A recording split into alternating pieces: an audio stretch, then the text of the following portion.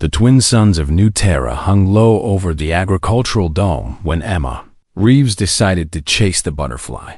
It wasn't really a butterfly, of course. It was some local flying creature with iridescent wings that caught the afternoon light like scattered diamonds. But 7-year-old Emma didn't care about propers and biological classifications. She just wanted to see it up close. Her mother had told her to stay within sight of the dome's entrance, and she had been good about that rule for weeks now. Ever since the family arrived on this frontier colony at the edge of Council space, Emma knew the rules. Don't wander too far. Always tell someone where you're going, and never ever talk to strangers from off-world without an adult present. But the butterfly thing was so pretty, and it was only going a little bit further into the crop fields. Emma followed it, between rows of tall grain that swayed in the artificial breeze from the dome's climate system, her small feet kicking up red dust from the alien soil that still hadn't quite been terraformed into proper Earth-like dirt. The butterfly landed on a flowering plant just ahead, and Emma crept forward slowly, holding her breath so she wouldn't scare it away. She never heard the ship land. The Krillian raiding party moved with practiced efficiency, their scaled bodies low to the ground as they spread out through the colony's perimeter. To them, this was just another job. Another backwater settlement full of soft species who wouldn't fight back. Humans were new to the galactic stage, barely 3 decades since first contact, and the Krillians had been raiding colonies for centuries. The lead raider, a scarred veteran named Kresh, spotted the human child first. She was small, alone, and completely unaware of danger. Perfect. Grabbed the young one. Kresh hissed to his team in their clicking language. The soft species always have value in the markets, especially the young. Emma finally noticed something was wrong. When a shadow fell over her, she looked up and saw something that her child's mind couldn't quite process at first. A creature that looked like a cross between a lizard and a wolf, standing on 2 legs, with too many teeth and eyes that glinted with cold calculation. She opened her mouth to scream. A scaled hand clamped over her face, cutting off the sound. Emma kicked and struggled, but the Krillian was strong, far stronger than any adult human she'd ever known. Another raider appeared, carrying what looked like a stun device, and Emma felt a sharp pain in her arm before everything went fuzzy and dark.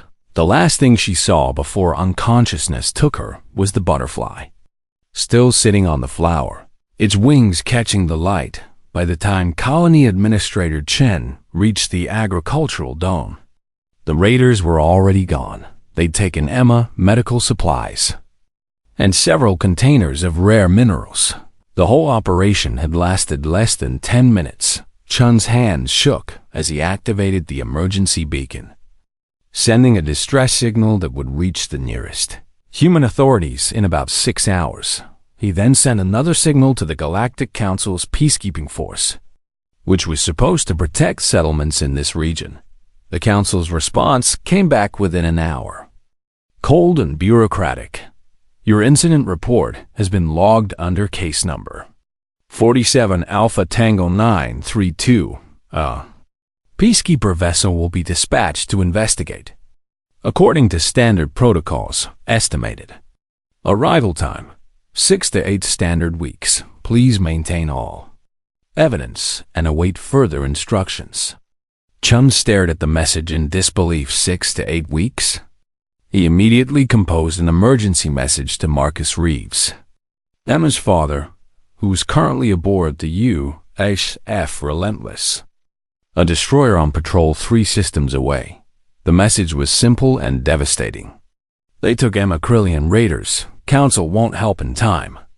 The message reached Admiral Sarah Okonkwo before it reached Marcus. She was in her ready room, aboard the carrier USF Indomitable, when her communications officer patched through the emergency call from New Terra. She listened to Chun's frantic report, her dark eyes growing hotter with each word. When he finished, she asked only one question. How long ago? 3 hours. Admiral, we're coming Okonkwo out. She didn't wait for council approval. She didn't file a fleet movement request. She simply activated her command console and began issuing orders. All ships. Battle condition Alpha Plot intercept course for Krillian space. Fastest possible speed. Her voice carried the weight of absolute authority. I want every asset we have in this sector mobilized and ready to move within the hour. Her executive officer. Commander Park looked up from his station with concern. Admiral, the council protocols require? I don't give a damn about protocols. Commander, Okonkwo's voice was ice. They took a child. Our child. We're bringing her home. Park nodded slowly, understanding dawning in his eyes. He'd served with Okonkwo for 7 years and knew that tone. Someone had just made a fatal mistake within 30 minutes. 3 human warships broke from their patrol routes and began vectoring toward Krillian territory. The UHSF Indomitable, a carrier with a full complement of fighters. The UHS Relentless, a destroyer that was already burning hard toward the rendezvous point, and the UHSF Nevermore, a stealth frigate that would arrive first and begin reconnaissance as the ships entered FDL. Admiral Okonkwo composed a message that would be transmitted on all Krillian frequencies. To the Krillian vessels that raided New Terra, you have taken a human child. You have one chance to return her unharmed. If you do this within the next 48 hours, we will consider the matter a misunderstanding. If you do not, we will consider it an act of war. This is your only warning. In the Galactic Council chambers, representatives from dozens of species gathered for an emergency session. The Valorian ambassador, a tall being with crystalline skin, reviewed the report with confusion. The humans are mobilizing their fleet over a single abduction? This seems excessive. The Shithari representative, whose people resembled mantises made of living metal, clicked in agreement. The Krillians are unpleasant. Yes, but this is how they operate. It's unfortunate. But the Council has procedures for these situations. Why are the humans not following protocol? A younger delegate from the Solarans raised a tentacle. With respect. Honored counselors, the humans are different. I've studied their culture. They have very strong protective instincts toward their offspring. The Valorian ambassador waved dismissively. Many species protect their young. That doesn't justify. No, you don't understand.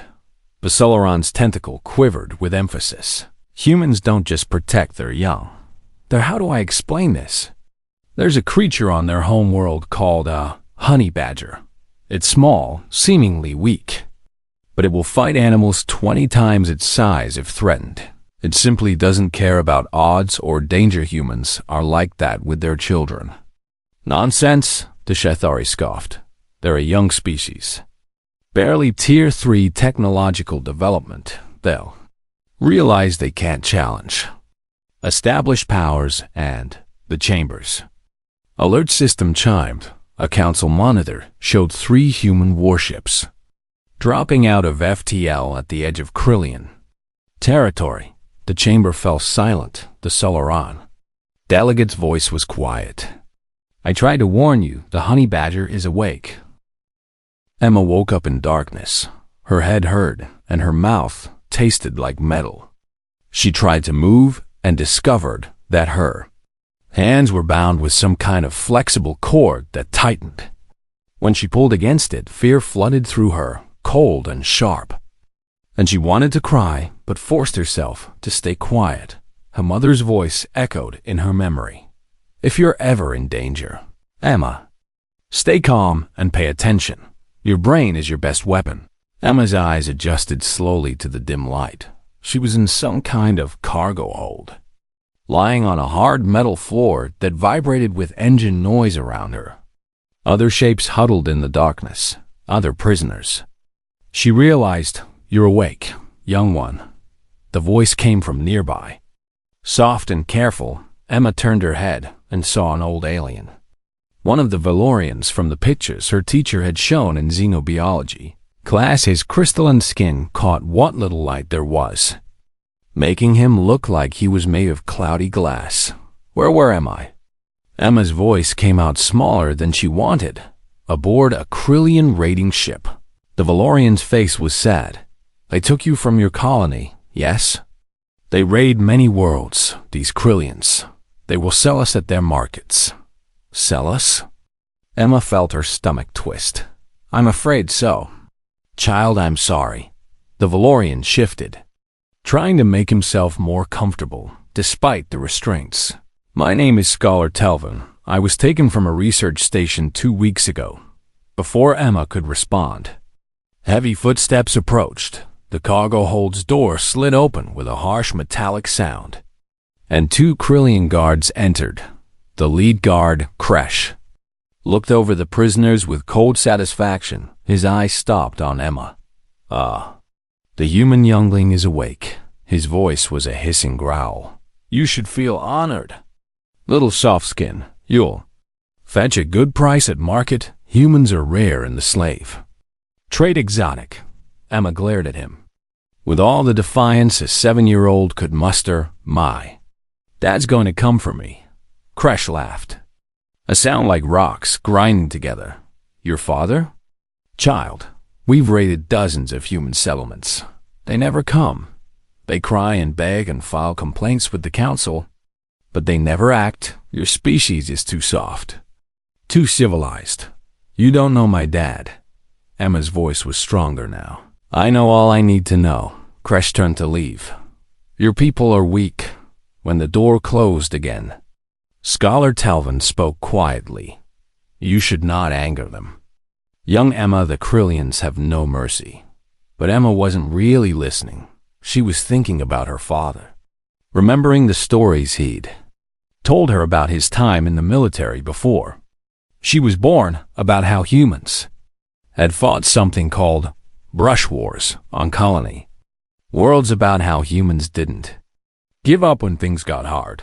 Her dad would come, she knew he would. The USF nevermore dropped out of FTL in the shadow of an asteroid, its stealth systems making it nearly invisible to sensors. Captain Rodriguez studied the tactical display, which showed the Krillian raiding ship's last known trajectory. Analysis? Her sensor officer, Lieutenant Kim, worked her console with practiced efficiency. We've picked up ion trail signatures matching the Raiders' engine type. They're heading deeper into Krillian territory, probably to their main trading hub at Krill Prime. Time to intercept. At current speed? 16 hours, but Admiral Okonkwo's battle group will arrive in 12. Rodriguez nodded. Then we shadow them. I want constant updates on their position. If they change course, I want to know immediately. What the Krillians didn't know, what no one in the council truly understood, was that humans had spent the last 30 years doing something very simple: watching and listening. Every human trader had recorded routes and contacts. Every diplomat had mapped power structures. Every tourist had taken notes on local customs and security. It seemed innocent, just a curious new species learning about their galactic neighbors.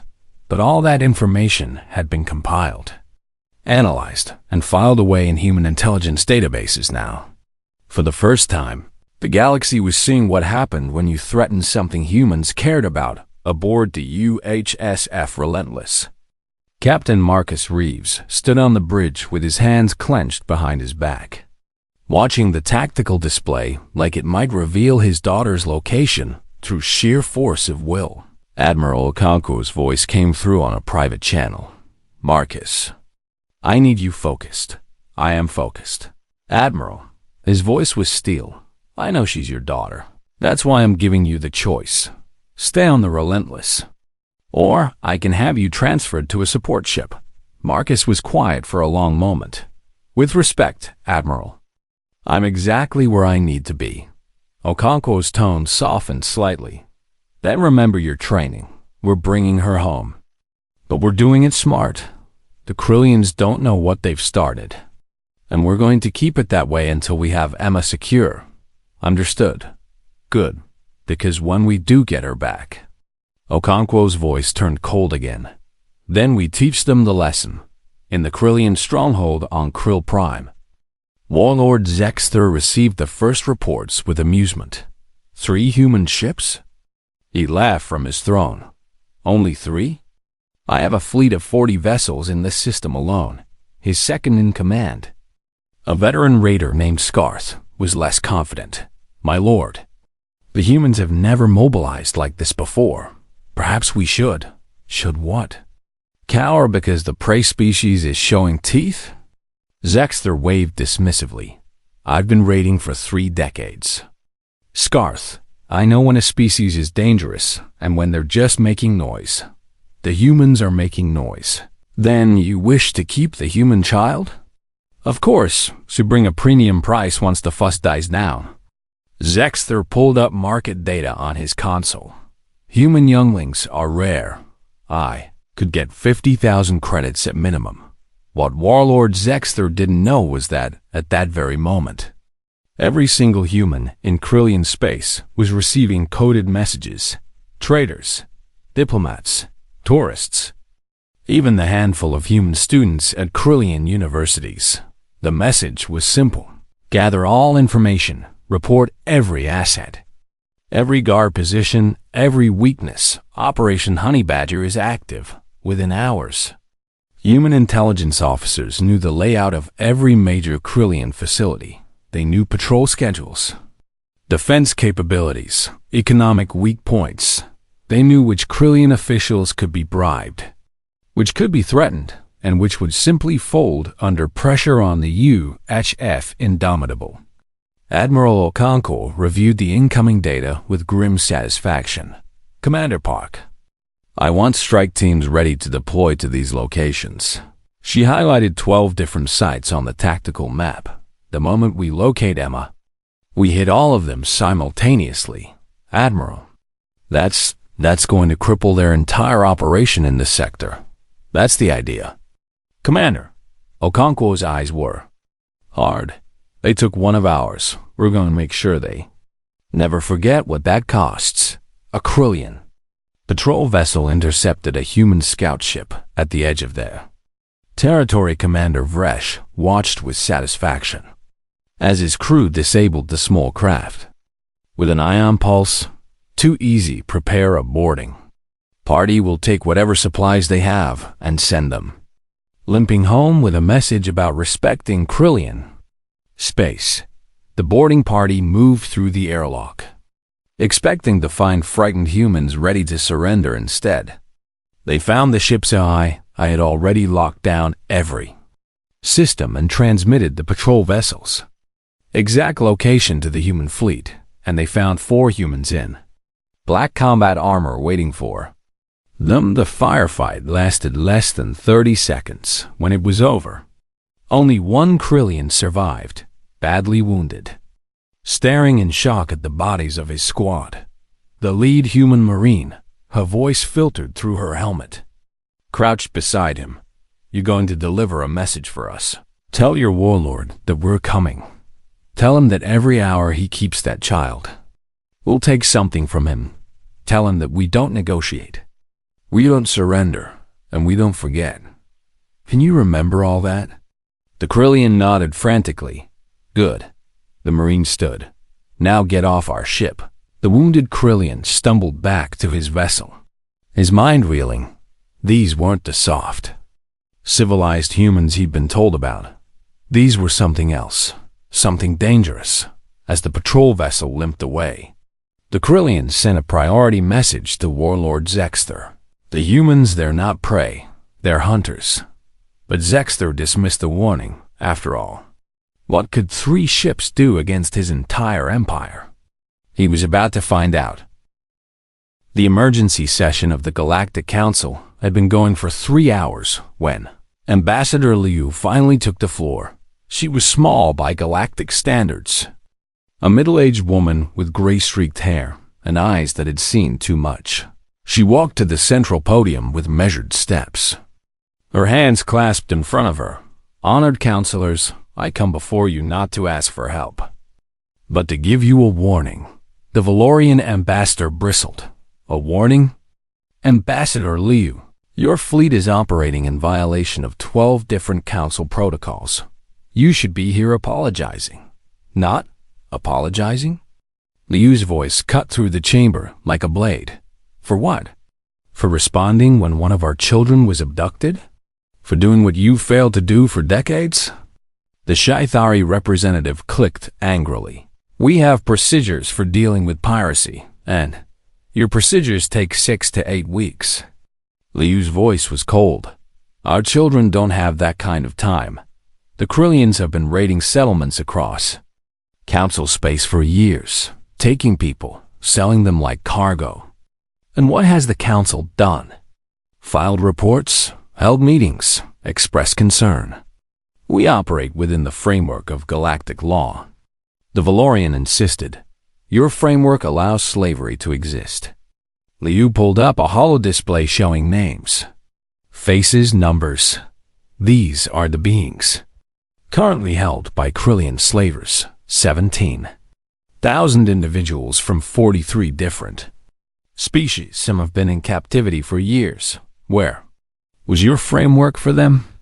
The chamber fell silent. Liu continued, her voice softer but no less intense. You want to know why we're mobilizing our fleet? Because we protect our young. It's not complicated. It's not political. It's biological. We're wired to defend our children. And we won't stop until she's safe.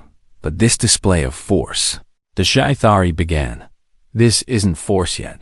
Liu's eyes were hard. This is us asking nicely, return the child now. And we'll consider the matter closed. Refuse. And you'll see what humans do when we're not asking anymore. A junior counselor from the Pelthian delegation raised a claw nervously. Ambassador, are you threatening the council? No. Liu's expression was grim. I'm threatening the Krillians, and I'm warning you. Don't get in our way. She activated her communicator, Admiral Okonkwo. The council has declined to assist. You are authorized to proceed with operation. Honey Badger. The response came back instantly. Acknowledged. Ambassador commencing operations. Warlord Zexter was reviewing inventory reports when his entire command center suddenly went dark. For 3 seconds. Every system was offline when they flickered back to life. A message was playing on every screen in every Krillian facility across the sector. Admiral Okonkwo's face filled the displays. This is Admiral Sarah Okonkwo of the United Human Space Fleet. You are currently holding a human child taken from New Terra. You have one final chance. Return her unharmed to the coordinates I'm transmitting. And we will withdraw if used. And every single Krillian asset in this sector will be destroyed. You have 6 hours to decide. Zexter snarled at the screen. Destroy? With 3 ships? This is an empty threat. His communications officer looked up, face pale. My lord, we're receiving reports from all our outposts. What kind of reports? Attack reports, simultaneous strikes on 12 different locations. Zexter froze. 12? But that would require the tactical display lit up with red markers, human ships. Emerging from FTL at a dozen different points. Not 3 ships, dozens. How? Zexter's voice failed him. How did they hide this many vessels? What he didn't understand was that humans had been building their fleet not in grand shipyards that showed up on every sensor, but in small, distributed facilities across their space modular construction that didn't look like military production to outside observers, and they'd been doing it for 30 years. The first target was a Krillian mining operation on a barren moon. The automated defenses activated. But the human attack wasn't a fleet action. It was a single frigate that launched precisely targeted missiles, destroying every valuable piece of equipment and then jumping away before reinforcements could arrive. Total time 4 minutes. The second target was a slave market on a border station. Human Marines breached through 3 security checkpoints, freed every captive, and were back on their ships before station security even understood what was happening. Total time 18 minutes. The third target was a patrol route that Krillian ships had used for decades. The humans didn't even need to fight, they just dropped mines along the entire route and transmitted the new hazard on all frequencies. The route was now useless, and it went on trade stations, disabled supply depots, ransacked, communication relays destroyed. Admiral Okonkwo wasn't trying to conquer Krillian space. She was systematically dismantling their ability to function aboard the raiding ship. Emma heard the alarms start blaring. The Krillian guards rushed around frantically, shouting to each other in their clicking language. Something was wrong. Something big. Scholar Telvin leaned close to Emma. I think your people are coming for you. Emma felt hope flare in her chest. Really? The guards are terrified. I've never seen them like this. One of the guards came into the cargo hold, his weapon drawn but his hand shaking. He grabbed Emma roughly, hauling her to her feet. You're coming with me. Human, you are insurance now. Don't hurt her. Telvin struggled against his restraints. The guard ignored him, dragging Emma toward the door. She tried to fight, kicking and twisting, but he was too strong. Then the ship shuddered. Alarms screamed even louder, and red emergency lights bathed everything in crimson. We're under attack. Someone shouted down the corridor. The guard, holding Emma, cursed in his language and started moving faster.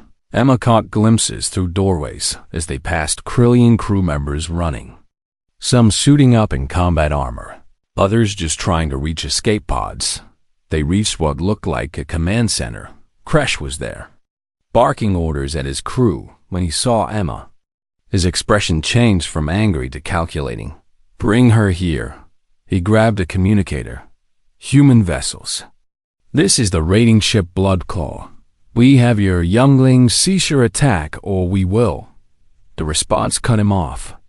This is Captain Marcus Reeves of the UHSF. Relentless. That's my daughter you're threatening.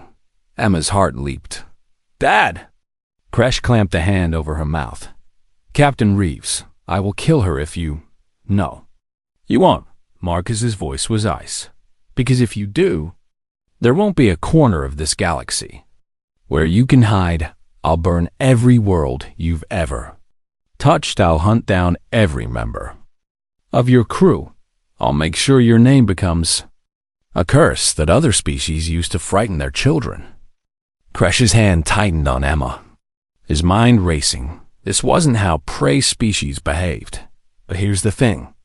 Marcus continued. I don't need to negotiate with you, because my fleet has already located every Krillian facility in this sector. And in the last 2 hours, we've destroyed or captured 40% of them. In another 2 hours, it'll be 80% by tomorrow morning. Your entire operation will cease to exist. You're bluffing. Check your reports. Kresh looked at his tactical officer, who nodded grimly. He's not lying, sir. We've lost contact with most of our outer stations. So here's my offer. Marcus's voice took on a different tone, almost conversational. You land your ship at the coordinates I'm sending.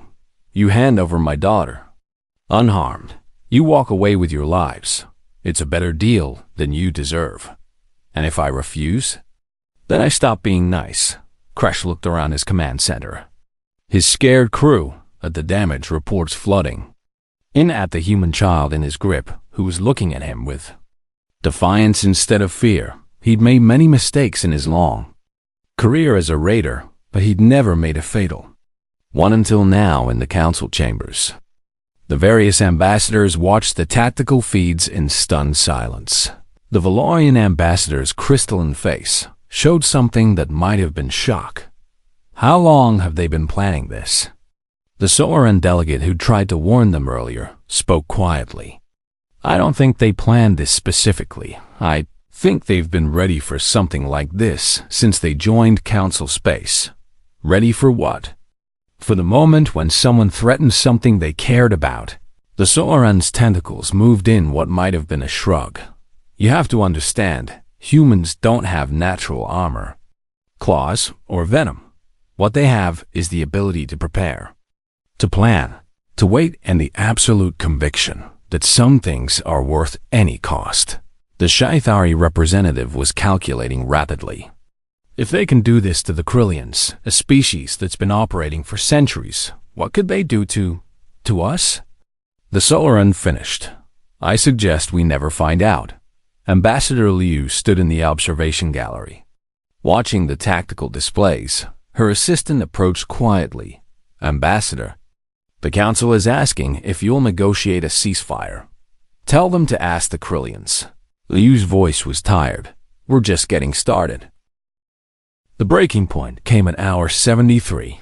The Krillian economy, built on centuries of raiding and slave trading, collapsed under the sustained human assault. Trade routes that had operated for generations were now death traps. Mining operations sat idle, their equipment destroyed, and every ally the Krillians had counted on suddenly remembered, pressing business elsewhere in his fortress on Krill Prime. Warlord Zexther watched his empire crumble on the tactical displays. Another 6 outposts have gone dark. My lord, his communications officer's voice trembled, and the market station at Velkarth just surrendered to human forces without a fight. Cowards! Zexther slammed his fist on the console. All of them, cowards. Scarth, his second-in-command, spoke carefully. My lord, perhaps we should reconsider. The humans have demonstrated they're willing to destroy everything we've built for one child. If we just return her. No. Zexther's eyes blazed. I don't bow to prey species. We're Krillians. We're apex predators. We've conquered dozens of worlds, and his tactical officer interrupted. My lord. Incoming transmission. Priority 1. It's from Kresh. The Raider commander's face appeared on screen, and Zexther immediately knew something had changed. Kresh looked defeated. Warlord, I'm requesting permission to surrender the human child. You will do no such thing. My lord, with respect. My ship is surrounded by 7 human vessels. They've disabled our engines, our weapons, our communications. The only reason we're still alive is because they're waiting for an answer.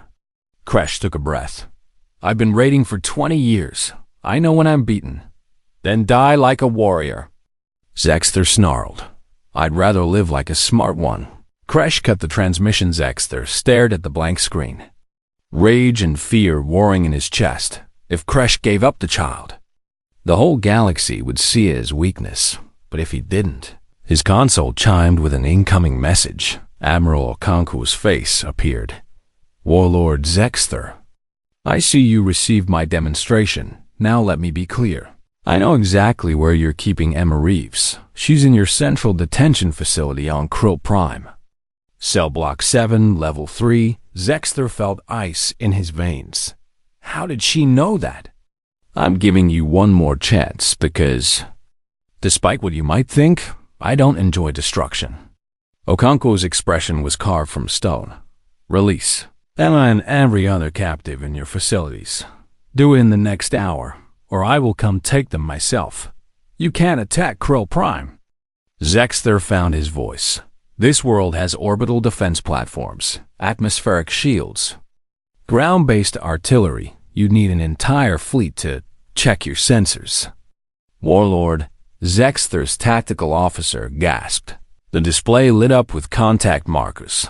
37 human ships had just dropped out of FTL around Krill Prime. That's impossible. Zexther whispered. We would have seen them coming. You saw what we wanted you to see. Okonko's voice was quiet. Now, about those captives. Emma sat in her cell, listening to the chaos outside. The guards had stopped coming by hours ago. She could hear explosions in the distance, feel tremors through the floor. Something big was happening. The other prisoners in nearby cells were equally confused. What's going on out there? A Pelthian trader called out. I think. Emma pressed her ear to the door. I think someone's attacking the facility. Scholar Telvin's voice came from the cell next to hers. Emma, stay away from the door. If there's fighting, you need to, an explosion much closer this time. Cut him off, the lights went out, emergency systems kicked in. Bathing everything in red, Emma heard weapons fire shouting in multiple languages. The heavy thud of boots on metal floors, then, suddenly, her cell door exploded inward. Emma scrambled back against the wall. Terrified, a figure in black combat armor stepped through the smoke. Weapon raised, the helmet had a reflective visor that showed Emma's own frightened face. Emma Reeves? The voice was filtered. Mechanical, yes.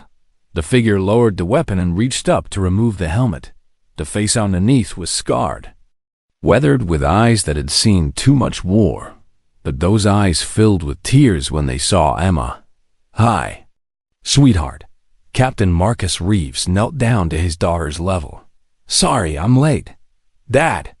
Emma threw herself into his arms, and Marcus held her like he would never let go. For a long moment, father and daughter just held each other while the battle raged around them. Then Marcus pulled back, checking Emma over with practiced efficiency. Are you hurt? I'm okay. Emma wiped her eyes. I'm okay. Dad, but there are other people here. Other prisoners. Marcus smiled grimly. We're getting all of them out. He activated his comm. Alpha team. I have Emma, she's safe. Repeat. Objective secure. The response crackled back. Copy that, Captain. All teams. Continue liberation operations. The assault on the Krillian detention facility took 47 minutes from breach to complete control. Human special forces moved through the complex with brutal efficiency, overwhelming the guards who tried to resist and accepting surrender from those who didn't. Every cell was opened, every prisoner freed in cell block 7. Scholar Telvin watched in amazement as human soldiers cut through his restraints. You came for all of us? He asked. The Marine helping him nodded. The kid asked us to, that's good enough for us. Throughout the facility, similar scenes played out. Prisoners who'd been held for weeks, months, even years, suddenly finding themselves free. Many couldn't believe it was real. A vase. Pelthian merchant who'd been captured 2 years ago stumbled out of his cell. Why? Why would you do this for us? We're not even your species. The human medic treating his injuries looked up. Because it's the right thing to do, and because someone hurt one of ours. And we wanted to make sure they understood that was a mistake. In the Fortress Command Center, Warlord Zexther watched his detention facility fall on the security feeds. My lord, we need to evacuate, Scarth urged. The humans will be coming here next. But Zexther just stared at the screens, watching his empire crumble.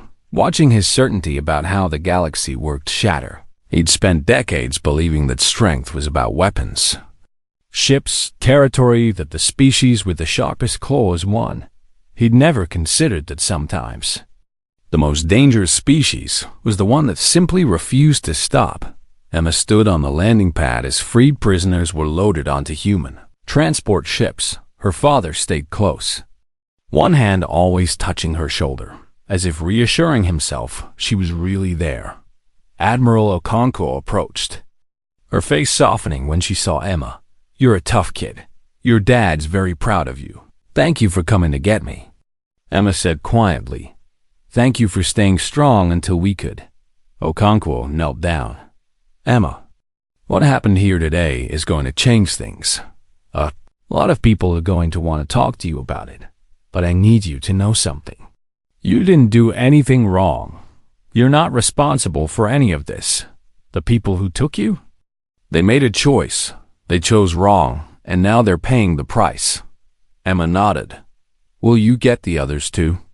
All the other people the Krillians took. Okonkwo smiled, but it wasn't a happy smile. It was the smile of someone about to do something they'd been waiting to do for a long time. Oh, we're just getting started. Across Krillian space, human forces executed the final phase of Operation Honey Badger. Every slave market shut down, every holding facility liberated, every trade route built on suffering destroyed. The Krillian slaving network which had operated for 3 centuries, fell apart in 5 days when it was over. Admiral Okonkwo sent one final transmission to Warlord Zexter. Your empire is finished. You can try to rebuild it. But everyone will know what happened here. They'll know that you took a human child, and humanity took everything you had in return. Consider it a lesson, and pray you never need to learn it twice. She cut the transmission and turned to Commander Park. Send word to the Council. Tell them we're ready to discuss the future of slavery in Council. Space. Park raised an eyebrow. And if they refuse? Okonkwo's smile was cold. Then we'll have a different discussion on the UHSF Relentless. Marcus sat with Emma in his quarters. She was finally clean, fed, and safe. She was also asking questions. Dad, are we really going to stop all the slavery in the whole galaxy? Marcus thought carefully about his answer. We're going to try, sweetheart. We're going to try very hard. Because of me? Because of you, he pulled her close, and because it's the right thing to do, you showed us that. Sometimes the galaxy needs someone to stand up and say no more. Emma was quiet for a moment. Duh. Krillians called humans weak, I know. But we're not, are we? Marcus smiled. No, Emma, we're not weak. We're just careful about when we show our strength, and when we do. He gestured at the window. Where human ships were gathering in formation, the whole galaxy pays attention. 3 months after Operation Honey Badger, the Galactic Council convened for what many species were calling the most important session in its 500-year history. The chamber was packed. Representatives from every member species filled the seats, and dozens more watched via holographic link. At the center of it all stood Ambassador Liu, waiting patiently as the council speaker called for order. The council recognizes Ambassador Liu of the United Human Systems. The speaker's voice echoed through the vast chamber. You have requested this emergency session to address what you've termed fundamental reforms to council policy. You may proceed. Liu stepped forward, and the chamber's holodisplays lit up with data names, faces, statistics. Thank you, honored speaker. Over the past 3 months, human forces have liberated 17,462 individuals from Krillian captivity. She paused, letting that number sink in. These beings represent 43 different species. Some had been held for years, some for decades. The Valorian ambassador shifted uncomfortably during these operations. We also discovered detailed records of the entire Krillian slaving network, trade routes, market locations, buyer identities. Liu's expression hardened, and we found something interesting. Many of the buyers were citizens of council member states. Some were even government officials. Shocked murmurs rippled through the chamber. Now, I understand that slavery is technically illegal under council law. Liu's voice dripped with sarcasm. But it seems the law has more loopholes than substance. It's illegal to take slaves, but not illegal to buy them if they were taken by non-state actors. It's illegal to operate slave markets in council space, but not illegal to visit markets outside council jurisdiction. The Sci-Fi representative stood. Ambassador Liu, are you suggesting that council members have been... I'm not suggesting anything. Liu cut him off. I'm stating facts. Your own trade minister purchased 3 Pelthian servants from a Krillian market last year. We have the receipts. The Shytown abruptly Liu continued. So here's what's going to happen. The United Human Systems is proposing comprehensive anti-slavery legislation. No loopholes, no exceptions, no jurisdictional games. If you own slaves, you're a criminal. If you buy slaves, you're a criminal.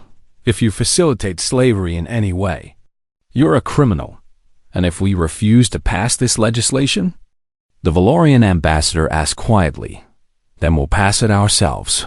Liu's voice was iron, and we'll enforce it ourselves. every human ship, every human station, every human settlement will be a safe haven for escaped slaves, and we will pursue slavers with the same enthusiasm we showed pursuing the Krillians. The chamber erupted in debate. The council speaker hammered for order.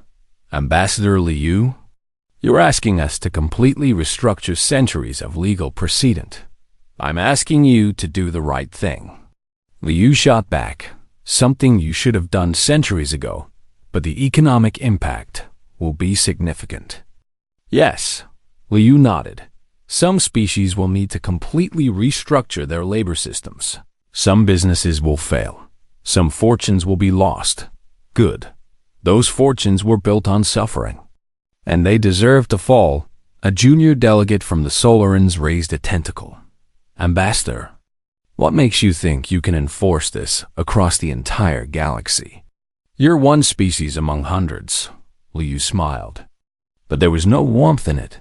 Let me tell you what we learned during Operation Honey Badger. For 30 years, every other species has been watching us, dismissing us as weak newcomers. But we were watching too. We know your trade routes, your military capabilities, your economic pressure points. We know which of your officials can be bribed and which can be blackmailed. We know everything. The chamber fell silent. So yes, we're one species among hundreds. Liu's voice softened. But we're one species that has demonstrated will burn down empires to protect a single child. Imagine what we'll do to protect 17,000, or the millions still held in slavery across the galaxy. The vote took 3 days of debate in the end.